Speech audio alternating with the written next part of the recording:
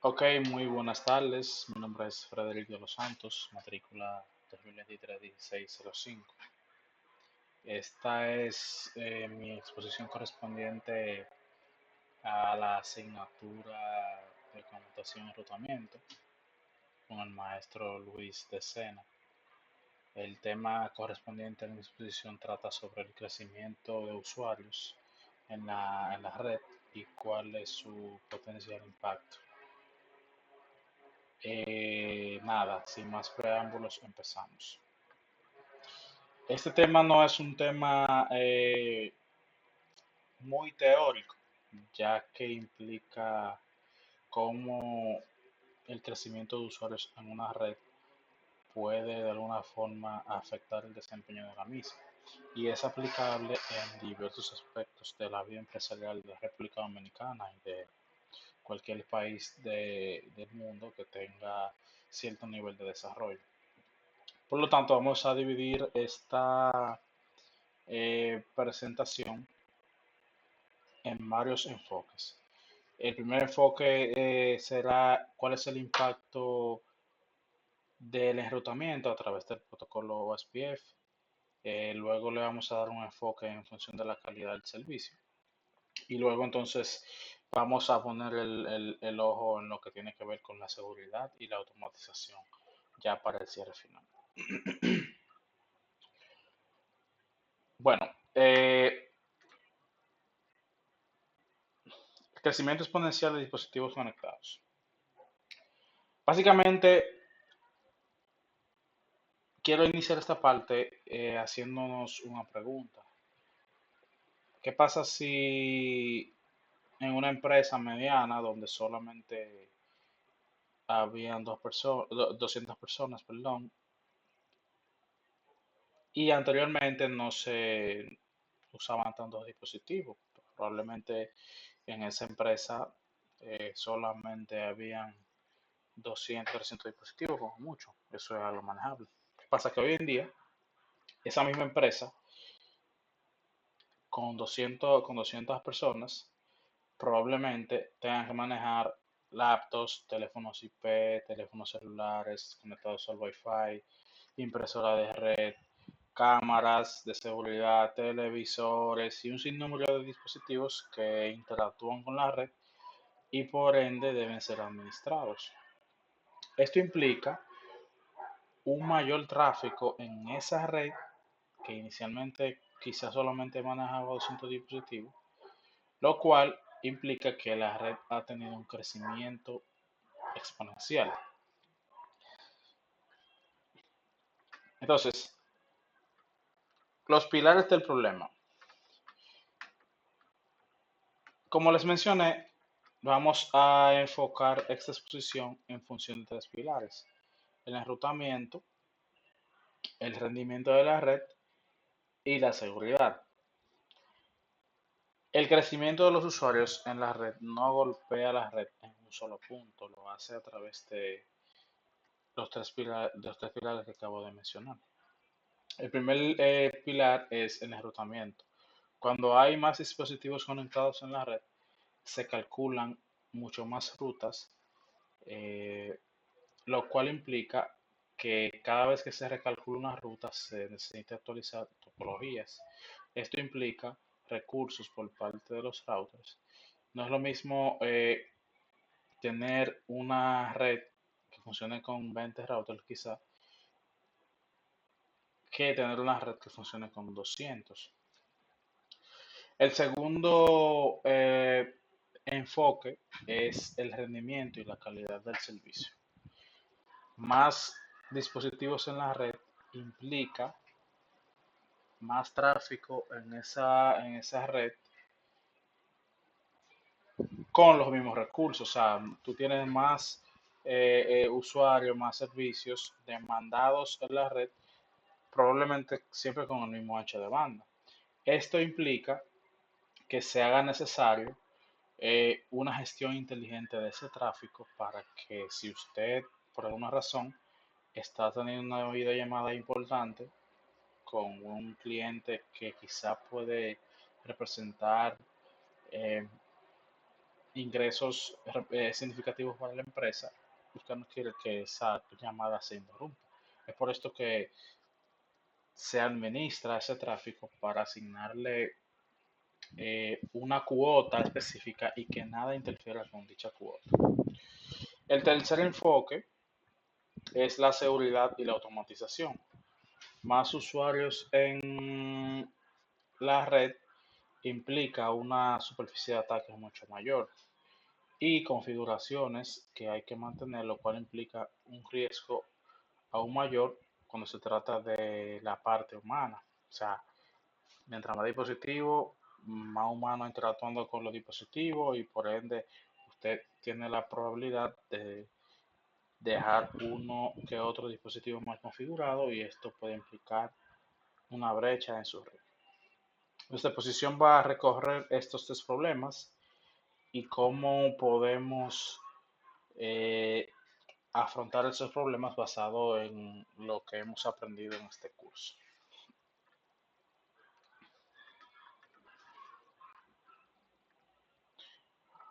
Un dato. Según el Cisco Annual Internet Report en 2023, habían 29.000 dispositivos conectados a Internet a nivel mundial. No 29 millones, 29.000. Se estima que para el 2030 la proyección sea 40.000 millones de dispositivos. Esto representa un 40% del crecimiento en una década. Y estos dispositivos no solo son computadoras, son automóviles, dispositivos médicos, sensores industriales, cámaras de vigilancia y una cantidad enorme de equipos de red empresarial. ¿Por qué esto importa? A nosotros, en nuestro caso, que estudiamos redes, porque cada uno de estos dispositivos necesita una dirección IP, necesita una ruta calculada para llegar estos dispositivos de un punto a otro, necesita políticas de seguridad y necesita ser administrado. A esa escala, o sea, no estamos hablando ni siquiera de 40.000 millones de dispositivos. Vamos a poner el caso de que tú tengas 5.000 dispositivos. Es prácticamente imposible administrar de forma manual. Y es exactamente lo que este curso busca enseñarnos a lo largo de todo lo que ha sido el cuatrimestre.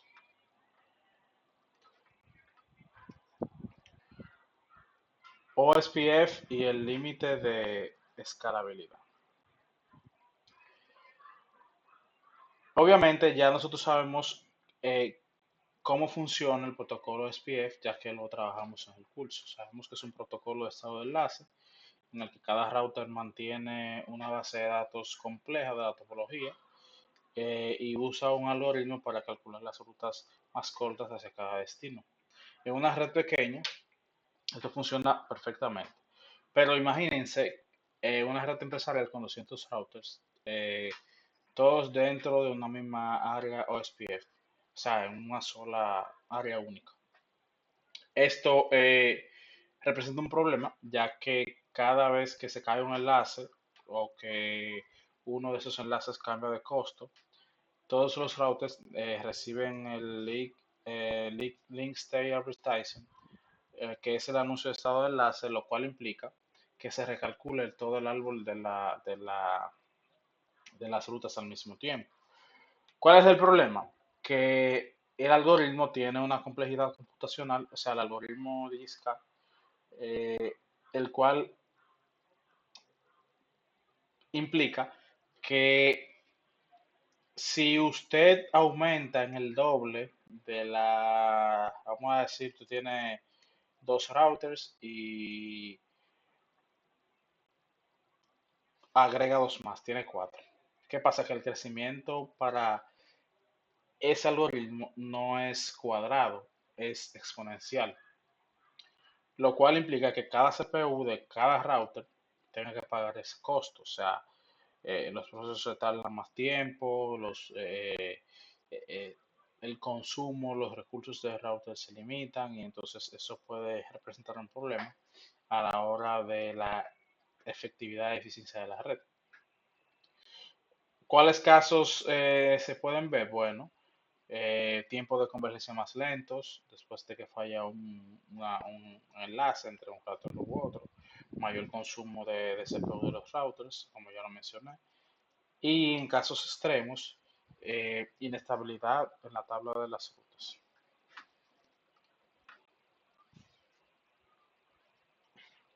¿Qué solución se plantea para mitigar este problema? Bueno, utilizar OSPF multivariate, eh, que básicamente es lo mismo, lo único que usted,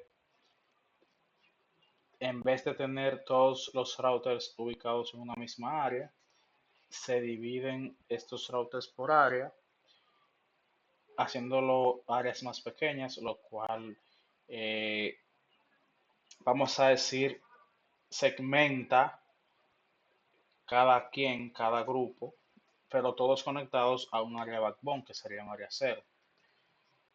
El principio clave es el confinamiento de las tablas de enlace de datos, ya que los anuncios se hacen a lo interno de esa área y no se comparten en toda la red. Eh, Esta información resumida va a cada router del área al que corresponde y no se afecta vamos a decir así, la dinámica de las demás áreas.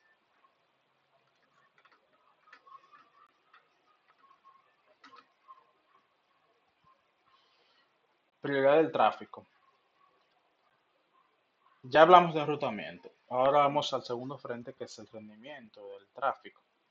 Aquí el problema no es cuántas rutas hay, sino quién tiene prioridad cuando el ancho de banda no alcanza para todo. Era lo que le mencionaba en principio.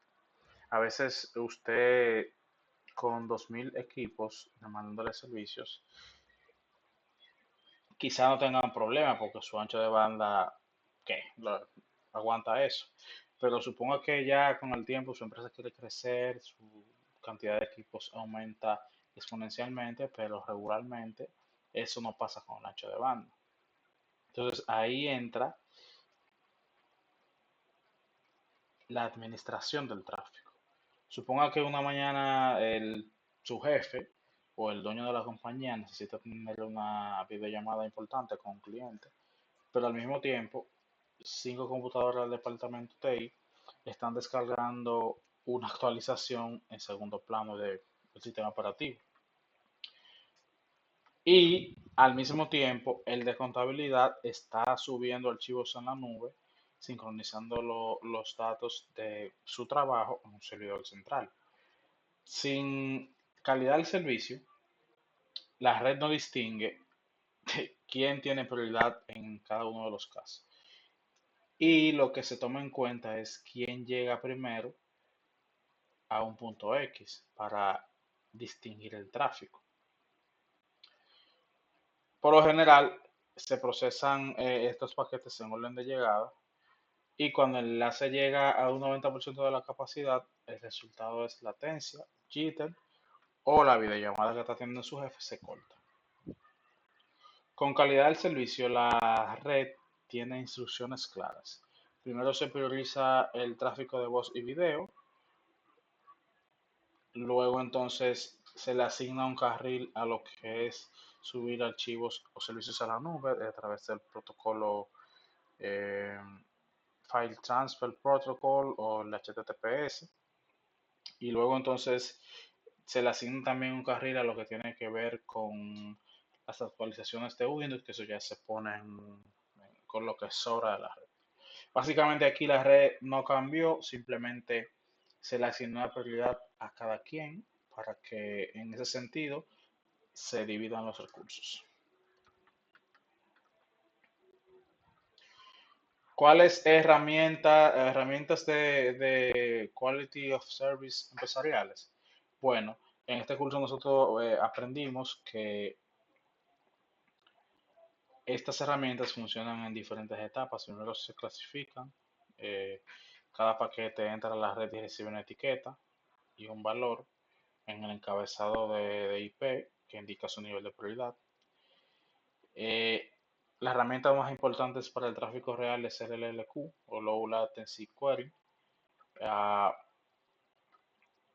Esto reserva un carril exclusivo para el tráfico de voz y video con un ancho de banda garantizado y garantiza la absoluta salida. No importa cuánto tráfico haya en los demás carriles, el carril de voz IP siempre será el primero. Luego está el CBWFQ, que es el que distribuye el ancho de banda restante en distintas clases de tráfico de forma proporcional en los enlaces SWAN. Traffic Shaping y Traffic Policy controla el volumen de tráfico que se envía alrededor de los servicios, evitando exceder el ancho de banda contratado y los costos adicionales que esto puede generar.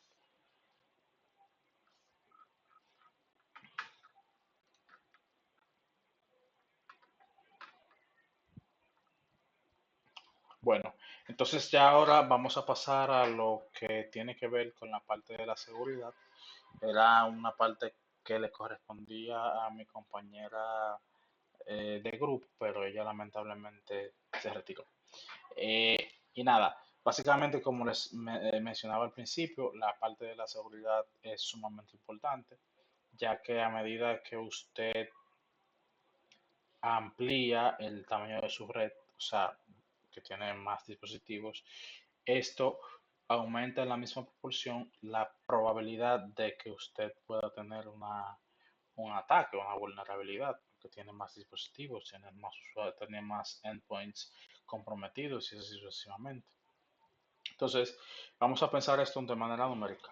Una red con 100 dispositivos tiene 100 puntos potenciales de ataque. Pero si ese atacante hace un escaneo a la red buscando dispositivos con vulnerabilidades conocidas, tiene 100 blancos. Pero una red con 5.000 dispositivos tiene 5.000 dispositivos a los cuales pudiese atacar. Entonces, la probabilidad de que un dispositivo esté mal configurado o que tenga una vulnerabilidad de software es muy alta. En teoría, esto no es todo seguridad abstracta. Esta es la razón por la que las políticas de seguridad de red deben diseñarse pensando en la escala desde el principio, no como un parche después que ocurre el incidente.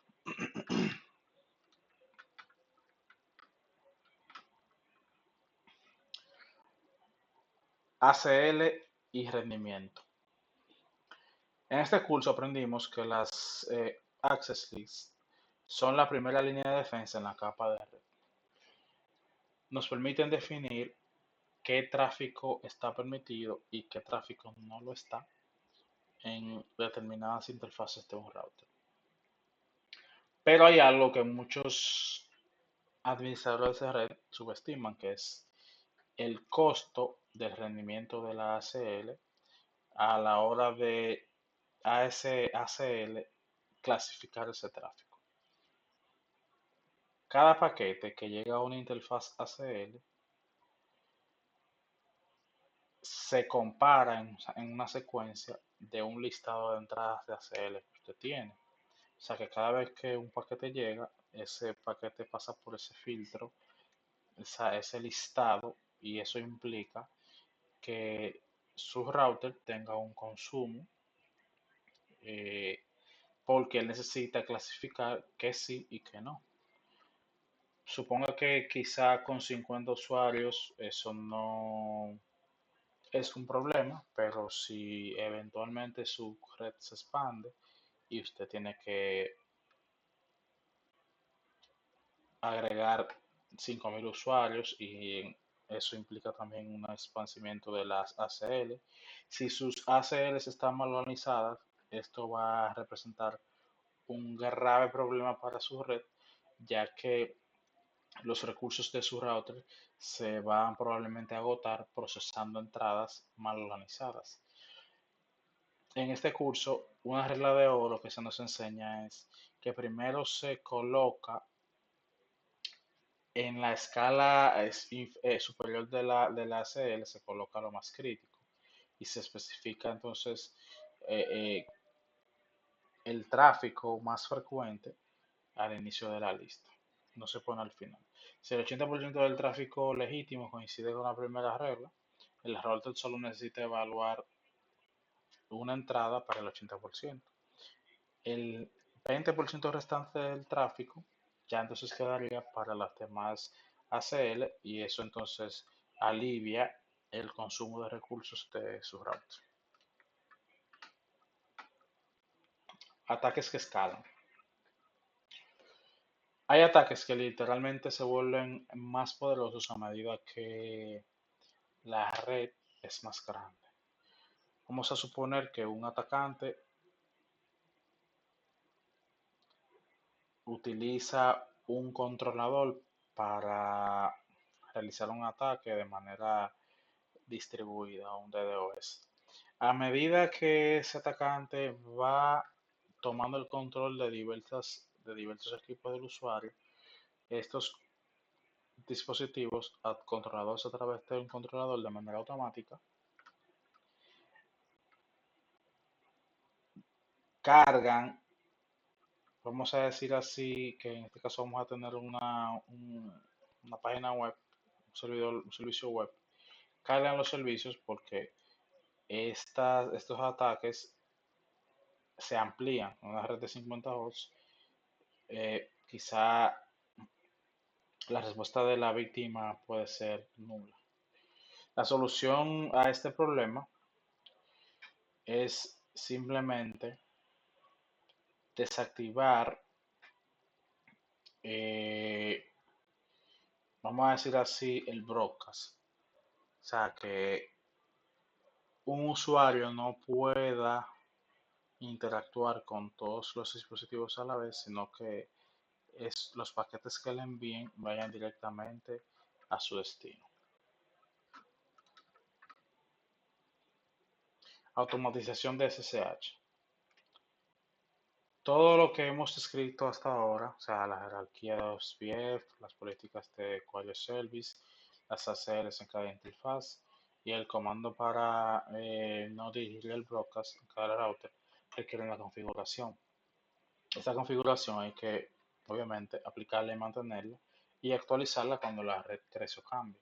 En una red con 20 dispositivos eso se hace manualmente, pero eh, si en una red de 200 switches, eso significa que tú tienes que, si, si lo vas a hacer por SSH, tienes que abrir 200 sesiones de SSH eh, y asegurarte de que en ninguna de esas sesiones tú tengas un error de tipografía, o sea, al momento de tu digitar la configuración, no te equivoques. Si se necesita hacer un cambio en la política urgente, como se pone a las 2 de la mañana, eh, y usted entonces no tiene eso automatizado, va a ser un tema súper lento y peligroso, porque son las 2 de la mañana y probablemente usted no tenga el mismo enfoque para usted aplicar una configuración a 200 dispositivos. Es por esto que se hace necesario que exista una forma de automatizar eh, estas configuraciones de modo que usted solamente tenga que indicar los parámetros en un controlador y que este controlador aplique estas configuraciones a todos los dispositivos de la red sin necesidad de que usted tenga que intervenir en ninguno de los dispositivos finales. Para esto, existen softwares de automatización eh, cuya idea fundamental es separar el plano de control del plano de datos. En redes tradicionales, cada switch, cada router toma sus propias decisiones de enrutamiento de forma independiente. En una jerarquía SDN existe un protocolo, un controlador centralizado en el ecosistema Cisco, que tiene visibilidad completa en toda la red y puede aplicar políticas de forma consistente en ciertos dispositivos al mismo tiempo. Un cambio de Political Quality of Service que quizá manualmente requeriría mucho tiempo, Con SDN se define una sola vez y el controlador se la distribuye automáticamente. Otra herramienta que se puede utilizar en dispositivos modernos son las API REST. En dispositivos modernos se exponen las interfaces de programación que funcionan al igual que las APIs de cualquier aplicación web. Eso significa que un script de Python puede consultar el estado de la red, detectar anomalías, aplicar cambios de configuración de forma automática, sin que ningún humano tenga que intervenir en la terminal. Una tercera herramienta es Ansible, que nos permite definir el estado deseado de la configuración de los archivos de texto, los cuales se le llaman playbooks, y aplicarlos simultáneamente en cientos de dispositivos sin necesidad de intervenir estos dispositivos de manera manual.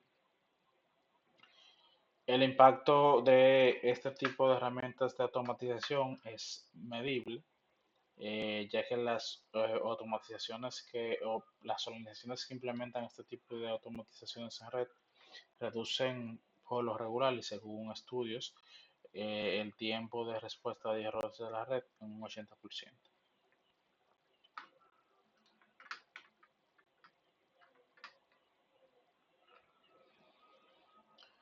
Bueno, aquí ya nos acercamos al cierre de la exposición y me voy a permitir unir cada uno de los temas tratados para que esto tenga algún sentido.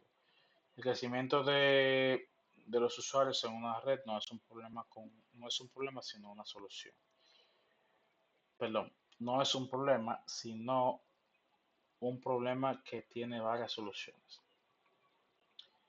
Ah, para el enrutamiento, la respuesta es OSPF multiárea, o sea, dividir la topología en áreas heráldicas que confinen las listas de base de datos y distribuyan el trabajo de cálculo en distintos routers y que el CPU de cada router colapse. Para el rendimiento del tráfico, la respuesta es calidad del servicio. Esto implica clasificar el tráfico desde el borde de la red y garantizar mediante herramientas de tráfico de servicio o de calidad de servicio que las aplicaciones críticas tengan siempre prioridad. Para la seguridad, la respuesta es diseñar para escala desde el principio, utilizando ACL bien organizada, protección contra amplificación de broadcast y segmentación de VLANs que reduzcan la seguridad que reduzcan la superficie de ataque y el límite alcanzable por el reconocimiento de un atacante malicioso. Y ya entonces al final implicamos el tema de la seguridad para todo lo que tiene que ver con la automatización y la aplicación de configuraciones a través de la red.